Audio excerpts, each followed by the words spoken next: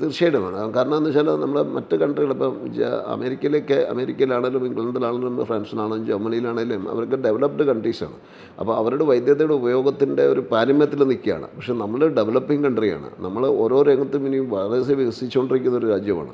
അപ്പോൾ China, India അല്ലെങ്കിൽ brick countries എല്ലാം തന്നെ ഈ രംഗത്ത് ഇനിയും വളരെയേറെ കുതിച്ചുചാട്ടും. അപ്പോൾ അങ്ങനെ ഒരു വരുന്ന സമയത്ത് താപവൈദ്യുതങ്ങളെ നമ്മൾ ആശ്രയിക്കുകയാണെങ്കിൽ ഈ നമ്മൾ വൈദ്യുതിക്ക് വേണ്ടി താപവൈദ്യുത നിലയങ്ങളെയൊക്കെയാണ് ലോകത്തിൻ്റെ നിലനിൽപ്പിന് തന്നെ പ്രശ്നം വരും. അതായത് ഇപ്പോൾ ലേറ്റസ്റ്റായിട്ടൊരു സ്റ്റഡീസ് വന്നിരിക്കുന്നത് 2030 കേരളത്തിൻ്റെ പ്രത്യേകിച്ചും കൊച്ചിയുടെ 1 കിലോമീറ്റർ ഉള്ളിലേക്ക് കടൽ തീരം 1 കിലോമീറ്ററിലേക്ക് ഉള്ളിലേക്ക് മാറും.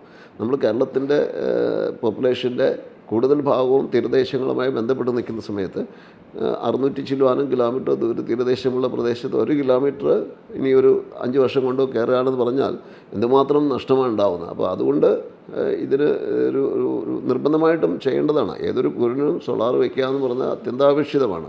അപ്പോൾ ആ കണക്കൊക്കെ വെച്ച് നോക്കുമ്പോൾ ഇതിന് നമ്മൾ എത്രയോ ആൾക്കാർ ഇപ്പോൾ കേരളത്തിലുള്ള ഇപ്പോൾ ഞങ്ങൾ 1000-ഓളം വെണ്ടേഴ്സാണുള്ളത്. ഈ 1000-ഓളം വെണ്ടേഴ്സ് വിചാരിച്ചാൽ പോലും അതിൻ്റെ ഒരു ഉദാഹരണത്തിന് ഇതുവരെ നമ്മൾ ടോട്ടൽ സോളാർ ഇൻസ്റ്റലേഷൻ എന്ന് പറയുന്നത് 100,000 ഇൻസ്റ്റലേഷൻ നടന്നിട്ടുള്ളൂ.